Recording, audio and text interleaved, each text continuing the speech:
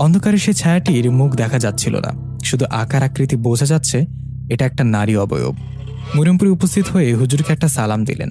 হুজুর সালামের উত্তর দিয়ে বললেন, কেমন আছেন আপনি? হুজুরের কথায় মরিয়মপুরী বললেন, আমি ভালো আছি। হুজুর আমাকে কেন ডেকেছেন সেটা আমি জানি, আর আপনিও জানেন আমি কেন এই বংশের কোনো মেয়ে বাচ্চাকে বড় হতে দেইনি।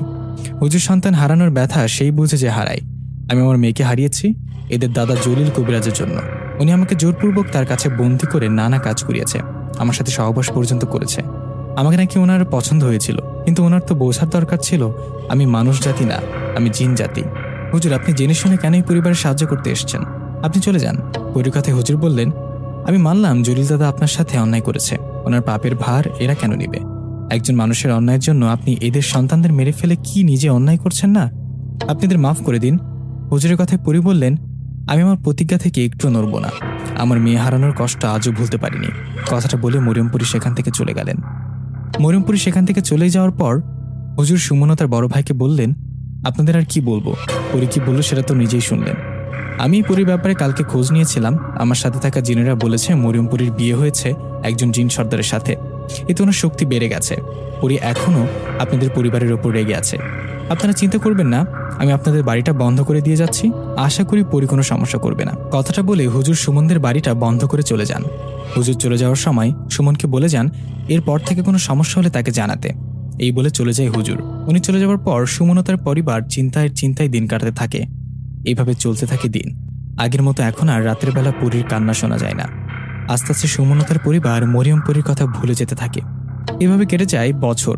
1 বছর পর আল্লাহর রহমতে সুমনের বউয়ের পেটে বাচ্চা আসে। একটি বাচ্চাকে হারিয়ে ওরা অনেক ভেঙে পড়েছিল। আজ 1 বছর পর তাদের বাচ্চা আসায় দুজনে বেশ খুশি। সুমন তার বউয়ের অনেক যত্ন নিতেন। সুমনের বউ সাবধানে চলাফেরা করত। এভাবে কেটে যায় আরো কয়েক মাস পর সুমন আবারও বাবা হন, কিন্তু সুমনের পরিবারের কেউ খুশি হন না, উল্টো মন খারাপ করে ফেলেন। কেননা সুমনের বউয়ের আবারও মেয়ে বাচ্চা হয়েছে। মেয়ে বাচ্চা হওয়ায় তাদের মন খারাপ না, তাদের মন খারাপ হয় এটা ভেবে যে মেয়ে বাচ্চার জন্ম হওয়ার পরে আবার অভিশাপ হয়ে আসবে মরিয়মপুরী। এই পরিবারের আগের 3টা মেয়ে বাচ্চার মতো এই বাচ্চাটিকে হয়তো মেরে ফেলবে মরিয়মপুরী। চিন্তায় দিন কাটাতে থাকে সুমনের পরিবার। দেখতে দেখতে কেটে যায় 4-5টি মাস।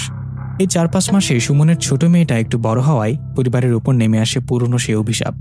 সুমন ও তার পরিবারের সবাই রাতের বেলা আবারও মায়াকান্না শুনতে পেত। এই মায়াকান্না নিশ্চয়ই মরিয়মপুরীর। পরিবারের উপর আবারও মরিয়মপুরীর আবির্ভাব হওয়ায় সুমন সেই হুজুরের কাছে চলে গিয়ে ওনাকে সব খুলে বলে। সব শুনে হুজুর সুমনদের বাড়িতে আসে আর আবারও পুরো বাড়িটা বন্ধ করে দেন। বাড়িটা বন্ধ করার পরের দিন থেকে আবারও সব স্বাভাবিক হয়ে ওঠে। রাতের বেলা কেউই আর মায়াকান্না শুনতে পেতেন না। এভাবে কেটে যায় আরো কয়েকটি মাস। এদিকে সুমনের ছোট মেয়েটার বয়স এসে দাঁড়ায় 1 বছরে। একদিন দিনের বেলা সুমন কাজের জন্য বাইরে যায়। এদিকে সুমনের বউ তার মেয়েটাকে রুমে ঘুম পাড়িয়ে বাইরে কাজ করছিলেন। এর ঠিক কিছুক্ষণ পর সুমনের বউ সুমনদের ঘরে গিয়ে দেখে বাচ্চাটি ঘরে নেই। কিছুক্ষণ আগে ঘুম পাড়িয়ে রাখা বাচ্চাটি কোথায় গেল? এই ভেবে সুমনের বউ খুঁজতে থাকে। বাড়ির সবাইকে জানানো হয়, সবাই মিলে খুঁজতে থাকে, কিন্তু সেই ছোট মেয়েটাকে কোথাও পাওয়া যায় না। কিছুক্ষণের মধ্যে সুমনের কানে খবরটা পৌঁছায়। সুমনও তাড়াতাড়ি করে বাড়িতে আসে আর আশেপাশে ভালো করে খুঁজতে থাকে, কিন্তু তার মেয়েটাকে কোথাও পাওয়া যায় না। দিনের বেলা এরকম ঘটনা ঘটবে কেউ বুঝতে পারেনি। মেয়ে হারিয়ে যাওয়ায় সুমন বুঝতে পারে সমস্যা অন্য কোথাও। এটা কোনো স্বাভাবিক বিষয় না। সুমন আর দেরি না করে সোজা চলে যায় সেই হুজুরের কাছে। সুমন হুজুরের কাছে যাওয়ায় হুজুর সুমনকে অবাক করে দিয়ে বলে, কি মেয়েকে হারিয়ে ফেলেছেন বুঝি? হুজুরের কথায় সুমন অবাক হয়ে জিজ্ঞাসা করে, হ্যাঁ হুজুর, আপনি জানলেন কিভাবে? তখন হুজুর বলেন, আমি আমার সাথে থাকা জিনদের মাধ্যমে জেনেছি। আমার সাথে থাকা জিনটা আপনার বাড়িটা পাহারা দিত। সে একটা কাজে আপনার বাড়ি থেকে দূরে আসায় মরিয়মপুরী আপনার মেয়েকে নিয়ে গেছে। হুজুরের কথায় সুমন কান্না করতে করতে বললেন, হুজুর আমার মেয়ে আগেও একটা মেয়েকে হারিয়েছে, আমার বড় ভাইয়ের 2টো মেয়েকে হারিয়েছে। আমরা কি এখন এই পুরীর হাত থেকে রেহাই পাবো না? সুমনকে কান্না করতে দেখে হুজুর বললেন, আপনি কাঁদবেন না, মরিয়মপুরী যা করছে সেটা অন্যায়। আমি এর একটা ব্যবস্থা করছি। আমার একজন বন্ধু আছে, সে একজন মাদ্রাসার শিক্ষক। ও কিন্তু কবিরাজি করে না, কিন্তু ওর সাথে একজন শক্তিধারী জিনের বন্ধুত্বরত আছে। ওই জিনটাই তার শিক্ষক।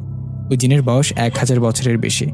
আমি আমার বন্ধুকে আপনার কথা বলবো, ওর সমস্যা না থাকলে ও আসবে, ওকে নিয়ে আমি আপনার বাড়িতে যাব আর দুজনে মিলে মরিয়মপুরীকে হাজির করার চেষ্টা করব, মরিয়মপুরীর মোকাবেলা করব। হুজুরের কথায় সুমন মন খারাপ করে বাড়িতে চলে গেলেন। এদিকে সুমন চলে যাওয়ার পর হুজুর জিনদের মাধ্যমে ওনার বন্ধুকে আরেক হুজুরকে খবর পাঠালেন যেন তার সাথে দেখা করে। হুজুরের কথা মতো সেই জিন খবরটা নিয়ে চলে গেলেন। এদিকে সুমনদের পরিবারের শোকের ছায়া। তাদের মেয়েকে হারিয়ে তারা যেন অসহায় হয়ে গেছে। হুজুর বলেছেন তার বন্ধুকে নিয়ে আসবে তাদের বাড়িতে। এই আশাতেই সময় কাটতে থাকে। কিন্তু একদিন 2 দিন এভাবে 3 দিন পার হয়ে যায়। 3 দিন চলে যাওয়ার পর সুমন ও তার পরিবার ভাবেন হুজুর হয়তো আর আসবে না, কিন্তু 3 দিন চলে যাবার পর হুজুর ঠিক আসে। সাথে আরেকজন হুজুর, দুজন হুজুর চলে আসলেন সুমনদের বাড়িতে।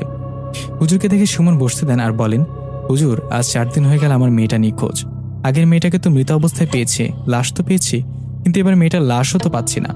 ওই মরিয়মপুরী কোথায় নিয়ে গেছে আমার মেয়েটাকে? কথাটা বলতে বলতে সুমন ও তার পরিবারের সবাই কান্না করতে থাকে।